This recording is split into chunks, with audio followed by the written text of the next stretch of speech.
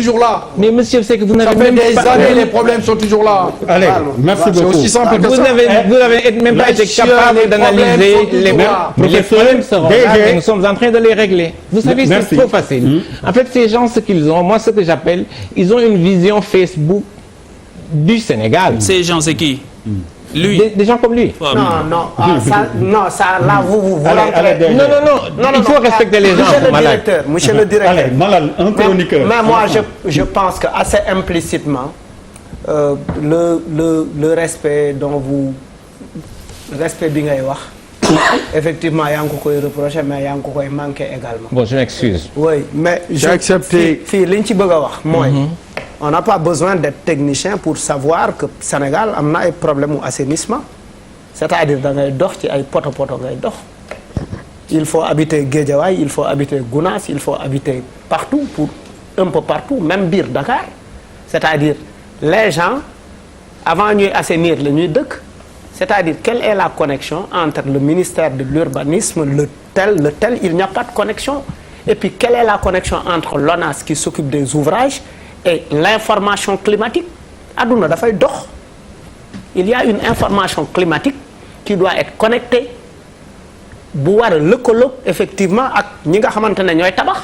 Par exemple dafa mel ne bateau bu war a dem géej nappi il faut que mu déglu météo ñu wax ko ni fii la ngelaw lii di jaar vitesse bii la toll pour que nappkat bi ba ñu jël risque mais il n'y a pas ce travail et ce travail aujourd'hui doit être fait li ciy dëgg mooy li muy wax ni Guédiawaye ngi nii c'est à 0 mètre de géej mais pourquoi nous on doit être beaucoup plus inondé que waa Sicap Liberté alors que li mu posé c'est le problème de la priorisation des dépenses mooy 750 milliards ñu jox la ko est-ce que ces 750 milliards da nga favoriser jënd motopompe pour donner à des amis des marchés pour qu'ils s'enrichissent ou bien da nga favoriser de gros ouvrages pour que ndox mi mën a dem on peut autant dire que les populations de temps en temps il y a un comportement incivique dañuy jël ay biiru xar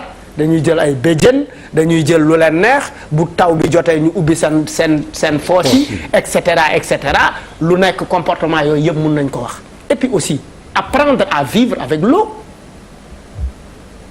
un programme de résilience par rapport aux inondations c'est-à-dire da ngay am bassin de rétention mën nañ ko def pisciculture il y a un programme de pisciculture bu ñu fa mën a def nit ñi napp nit ñi yar fa ay jën c'est important bananerie yi muy wax effectivement mën na fa nekk ça amortit la pauvreté dans ces zones-là parce que la plupart de ces zones sont des zones habitées par des populations qui n'ont pas assez de moyens où les jeunes ne travaillent pas c'est-à-dire est-ce que on associe véritablement les populations au travail le travail n'est pas inclusif c'est-à-dire on ne met pas les populations ne sont associées à rien tey yaa ngi wax ni il y a le SIDEC oui je peux être bien d'accord mais est-ce que les discussions avec ces gens-là sont approfondies comme il le faut est-ce que ces gens-là sont associés ci niveau yi ñu leen war a associer parce que quand même booy gis lii xew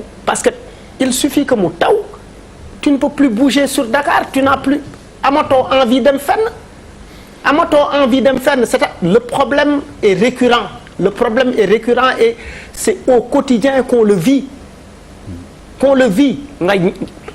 qu'est-ce que ces gens-là font tey et puis qu'est-ce qui est prévu pour ces populations yi nga xamante ne ñu ngi dund ci ndox mi taw na amuñu ay moyens pour génn fa fan la ñuy dëkki qu'est-ce qu'ils font les conséquences des inondations feebaru waga yi gaa yi di am paludisme bi gaa yi di am yeneen feebar yi nga xamante ne xëy na sax kenn xamul seen tur lan la c'est pas forcément que les gens veulent na ndox mi dem rek 10 minutes après kenn du ko gis mais il y a les conséquences des eaux inondées il y a les conséquences mélangées également au ak etc. de manière beaucoup plus sereine et responsable. Il n'y a pas de problème à reconnaître que oui, ça ne marche pas. Il n'y a pas de problème à reconnaître que oui, on a fait une faute dans notre gestion, dans notre démarche, dans notre stratégie. C'est pas parce que les gens viennent d'Europe que... C'est parce qu'en fait, ceux qui sont en Europe ou ceux qui sont aux États-Unis, ils savent qu'il y a énormément de moyens dans ce pays injectés dans des institutions et des ministères et qui sont dilapidés à tout bout de champ. Il faut que ce comportement arrête. C'est pas pour dire que c'est vous qui le faites. Non, madame.